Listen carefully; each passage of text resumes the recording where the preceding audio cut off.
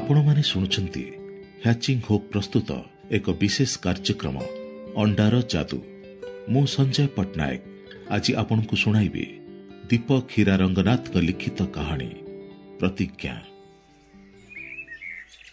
ପ୍ରଫୁଲ୍ଲ ଦାଦା, ଜଲ୍ଦି ଚାଲ, ଚରଣର ଜ୍ୱର ଆହୁରି ବଢ଼ିଗଲାଣି।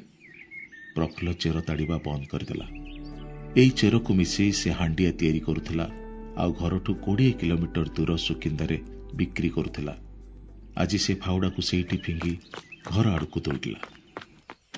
ଚାଳଘର କବାଟକୁ ଧକ୍କା ଦେଇ ସେ ଭିତରକୁ ପଶିଲା ଆଉ ଚରଣକୁ କୋଳରେ ଉଠେଇ ଧରିଲା। 4 ବର୍ଷର ଛୁଆ ଚରଣ ଜ୍ୱରରେ ଥରୁଥିଲା।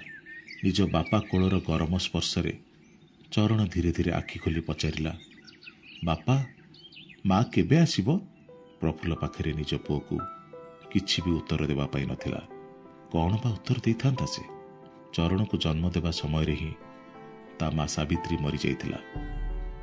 ଓଡ଼ିଶାର ଯାଜପୁର ଜିଲ୍ଲାର ନଗଡ଼ା ପାହାଡ଼ରେ ରହୁଥିବା ଜୁଆଙ୍ଗ ଜନଜାତିର ଲୋକଙ୍କ ଭିତରେ ଅନାହାର ଆଉ ଅପପୁଷ୍ଟି ଜନିତ ରୋଗରେ ମୃତ୍ୟୁର ଆତଙ୍କ ବେଶ୍ ଅଧିକା ଥିଲା। ପ୍ରାୟତଃ ଶିଶୁକୁ ଜନ୍ମ ଦେବା ସମୟରେ ହିଁ ମାର ମୃତ୍ୟୁ ଘଟୁଥିଲା, ନଚେତ୍ ଶିଶୁଟି ବେଶୀ ଦିନ ବଞ୍ଚୁନଥିଲା। ପାହାଡ଼ ଭିତରେ ଘେରା ତାଙ୍କ ଘରଠାରୁ ଡାକ୍ତରଖାନାର ଦୂରତ୍ୱ 35 କିଲୋମିଟର ଥିଲା ଆଉ ସେଠିକି ଯିବା ପାଇଁ ଅନ୍ୟ କିଛି ବିକଳ୍ପ ନଥିଲା। ସାବିତ୍ରୀର ଚେହେରାଟା ପ୍ରଫୁଲ୍ଲ ଆଖି ଆଗରେ ନାଚି ଉଠିଲା। କେମିତି ବା ଭୁଲିଥାନ୍ତା ତାର ସେ ଶେଷ ଶବ୍ଦଗୁଡ଼ିକୁ, ଏଇଠି ମୁଁ ଆଉ ବଞ୍ଚିବିନି, କିନ୍ତୁ ଆମ ଭଲ ପାଇବାର ପ୍ରତୀକ ଆମ ପୁଅକୁ ତୁମ ଦାୟିତ୍ୱରେ ଛାଡ଼ିକି ଯାଉଛି। ତାର କିଛି ବି ଅନିଷ୍ଟ ହେବାକୁ ଦେବ ନାହିଁ। ପ୍ରତିଜ୍ଞା କର ମତେ, ପ୍ରତିଜ୍ଞା କର। ପ୍ରଫୁଲ୍ଲ ସାବିତ୍ରୀର ହାତକୁ ଧରି ନେଇ ଚୁମି ଦେଇଥିଲା। ସାବିତ୍ରୀକୁ ବଞ୍ଚାଇ ପାରିନଥିଲା ପ୍ରଫୁଲ୍ଲ। ଡାକ୍ତରଖାନା ଯିବା ବାଟରେ ମଝି ଜଙ୍ଗଲରେ ହିଁ ସାବିତ୍ରୀର ପ୍ରାଣ ଚାଲିଯାଇଥିଲା। ପ୍ରଫୁଲ୍ଲ ସାବିତ୍ରୀ ଛାଡ଼ି ଯାଇଥିବା ପ୍ରତୀକ ନିଜ ପୁଅକୁ ଯେତେବେଳେ ପ୍ରଥମ ଥର ପାଇଁ କୋଳରେ ଧରିଥିଲା, ସେହି ସମୟରେ ବିଚରା ଛୁଆଟା ତାର କୁନି ମୁଠିରେ ପ୍ରଫୁଲ୍ଲର ଆଙ୍ଗୁଠିକୁ ଜୋରରେ ଜାବୁଡ଼ି ଧରିଥିଲା। ସେହି ସମୟରେ ହିଁ ସେ ନିଷ୍ପତ୍ତି ନେଇଥିଲା ସେ ନିଜ ପୁଅର ସ୍ୱାସ୍ଥ୍ୟ ପ୍ରତି ବିଶେଷ ଯତ୍ନ ନେବ। କିନ୍ତୁ ସମୟର ଚକ ଗଡ଼ିବା ସହିତ ପ୍ରଫୁଲ୍ଲର ପ୍ରତିଜ୍ଞା ଟିକେ ଫିକା ପଡ଼ିଗଲା। ପ୍ରଫୁଲ୍ଲ ବିଚରା ଏକା ହୋଇଯାଇଥିଲା। ସେ ଘର ସମ୍ଭାଳୁଥିଲା। ଜଙ୍ଗଲରୁ ଫଳ, ଚେରମୂଳି ସଂଗ୍ରହ ଆଉ ଜୀବଜନ୍ତୁ ଶିକାର କରି ତାକୁ ବିକ୍ରି କରି ଯାହା ପାଉଥିଲା ସେଇଥିରେ ଚଳୁଥିଲା। ପ୍ରଫୁଲ୍ଲ ଘରେ ରହୁନଥିବାରୁ ପ୍ରାୟତଃ ସାଇ ପଡ଼ୋଶୀଙ୍କ ସାହାରାରେ ବଡ଼ ହୋଇଛି ଚରଣ। କାହା ଘରେ ଖାଇବ, କାହା ଘରେ ପାଣି ପିଇବ, ତାର କିଛି ଠିକଣା ନଥିଲା। ଆଉ ତାର ଫଳ, ଥରେ ଜଙ୍ଗଲ ଭିତରେ ଖେଳୁ ଖେଳୁ ବେହୋସ ହୋଇଯାଇଥିଲା ଚରଣ। ପ୍ରଫୁଲ୍ଲ କାଠ ସଂଗ୍ରହ କରି ଫେରିବା ବାଟରେ ଚରଣକୁ ବେହୋସ ଅବସ୍ଥାରେ ଗୋଟେ ଗଛ ତଳେ ପଡ଼ିଥିବାର ଦେଖିବାକୁ ପାଇଲା। କିଛି କ୍ଷଣ ପାଇଁ ପ୍ରଫୁଲ୍ଲର ପ୍ରାଣଟା ଯେମିତି ଗଳାରେ ଅଟକି ଯାଇଥିଲା। କିନ୍ତୁ ସେ ବିଚରା କ'ଣ ବା କରିଥାନ୍ତା? ପୁଷ୍ଟିକର ଖାଦ୍ୟ ଚରଣକୁ ଖୁଆଇବା ପାଇଁ ପଇସା ତ ନଥିଲା ତା ପାଖରେ। ଯାହା କିଛି ପଇସା ରୋଜଗାର କରୁଥିଲା ସେଥିରେ ଚାଉଳ କିଣି ବଡ଼ କଷ୍ଟରେ ଚରଣ ପାଇଁ 2 ମୁଠା ଭାତର ବନ୍ଦୋବସ୍ତ କରିପାରୁଥିଲା। କିନ୍ତୁ ଏବେ ତ ଏହା ନିତିଦିନିଆ ଘଟଣା ହୋଇଗଲାଣି। କେତେବେଳେ ଚରଣର ମୁଣ୍ଡ ବୁଲାଉଛି, କେତେବେଳେ ଜ୍ୱର ମାଡ଼ି ଆସୁଛି, ଆଖି ଦୁଇଟା ଶୁଖିଲା ପରି ଦିଶୁଛି, ଚମଡ଼ା ଏତେ ଶୁଷ୍କ ଦେଖାଯାଉଛି ଯେମିତି ମୁହଁରୁ ସବୁ ହସ କିଏ ଛଡ଼େଇ ନେଇଛି। ଆଜି ବି ଚରଣର ଜ୍ୱର କମୁନଥାଏ। ସାରା ରାତି ଅନିଦ୍ରା ହେଇ ପ୍ରଫୁଲ୍ଲ ଚରଣ ମଥାରେ ଥଣ୍ଡା ପାଣିର ପଟି ଚଢ଼ାଉଥିଲା। ସକାଳୁ ଉଠି ଚରଣ ଦେଖେ ବାପା ତା ସାମ୍ନାରେ ବସି ଢୁଳାଉଛନ୍ତି। ବାପା ଉଠ, ଆଜି ଅଙ୍ଗନବାଡ଼ି ଯିବାର ଅଛି ପା, ପାହାଡ଼ ତଳକୁ। ଚରଣ ନିଜ ହାତରେ ପ୍ରଫୁଲ୍ଲର ମୁହଁକୁ କୁଣ୍ଢେଇ ଧରିଲା।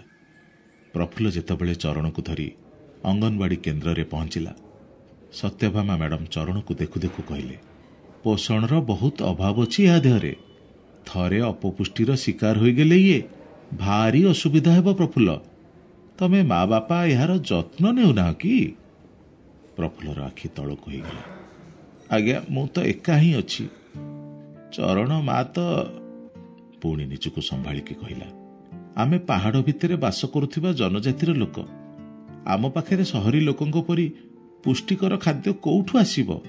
ପିଲାଟି ଦିନୁ ତ କ୍ଷୀର କିମ୍ବା ଦହି ଟିକେ ମିଳିଲା ନାହିଁ। ସତ୍ୟଭାମା ମ୍ୟାଡ଼ାମ ପ୍ରଫୁଲ୍ଲକୁ ସାମ୍ନାରେ ବସେଇଲେ। ଆଚ୍ଛା, ତମେମାନେ ତ ବହୁତ କୁକୁଡ଼ା ପାଳନ କରୁଛ ନା ସେ ପାହାଡ଼ ଉପରେ? ମୋର ଆଜ୍ଞା କୁକୁଡ଼ା ନାହାନ୍ତି, କିନ୍ତୁ ପଡ଼ୋଶୀ ଦାମୋଦର ଘରେ ବହୁତ କୁକୁଡ଼ା ଅଛନ୍ତି, ପ୍ରଫୁଲ୍ଲ ଉତ୍ତର ଦେଲା। ଆଉ ତାହେଲେ ତମେ ଚରଣକୁ ମନେ ରଖି ଏଥର ଡେଲି 2ଟା ଅଣ୍ଡା ଖାଇବାକୁ ଦେବ। ସେଇଥିରେ ପ୍ରୋଟିନ୍ ଅଛି, ଭିଟାମିନ୍, ମିନେରାଲ, ଆହୁରି ଏମିତି ଅନେକ ପୋଷଣ ତତ୍ତ୍ୱ ରହିଛି। ପ୍ରଫୁଲ୍ଲର ମୁହଁରେ ହସ ଫୁଟି ଆସିଲା। କେବଳ 2ଟା ଅଣ୍ଡା ଦିନକୁ? ମ୍ୟାଡମ୍ ତାକୁ ଭରସା ଦେଇ କହିଲେ। ହଁ, ଅଣ୍ଡା ହେଉଛି ସମ୍ପୂର୍ଣ୍ଣ ଆହାର। ଚରଣ ସୁସ୍ଥ ରହିବ, ଓଜନ ବଢ଼ିବ, ଆଉ ଏମିତି ବାରମ୍ବାର ରୋଗରେ ପଡ଼ିବ ନାହିଁ। ମୁହଁ, ଆଖି ଆଉ କେଶ ପୁରା ଚମକି ଉଠିବ। ଏମିତି ହିଁ ତ ଆମେ ଲଢ଼ିବା ଅପପୁଷ୍ଟି ସହିତ। ମ୍ୟାଡମ୍ଙ୍କ କଥା ଶୁଣି ପ୍ରଫୁଲ୍ଲର ଆଖିରେ ଲୁହ ଆସିଗଲା। ଚରଣକୁ ଅଙ୍ଗନବାଡ଼ିରେ ଛାଡ଼ି ସେ ବାହାରକୁ ଚାଲି ଆସିଲା। ଉଚ୍ଚ ପାହାଡ଼କୁ ଚଢ଼ିଯାଇ ସେଇ ଗଛ ତଳେ ବସି ପଡ଼ିଲା, ଯେଉଁଠି ସେ ଆଉ ସାବିତ୍ରୀ ସବୁବେଳେ ବସୁଥିଲେ। ପୁଣି ଗଛରେ ମୁଣ୍ଡ ରଖି ଲୁହଭରା ଆଖିରେ କହିଲା, ଏବେ ଆଉ ତୁମ ପ୍ରତୀକକୁ କିଛି ବି ହେବାକୁ ଦେବି ନାହିଁ ସାବିତ୍ରୀ, କିଛି ବି ହେବାକୁ ଦେବିନି।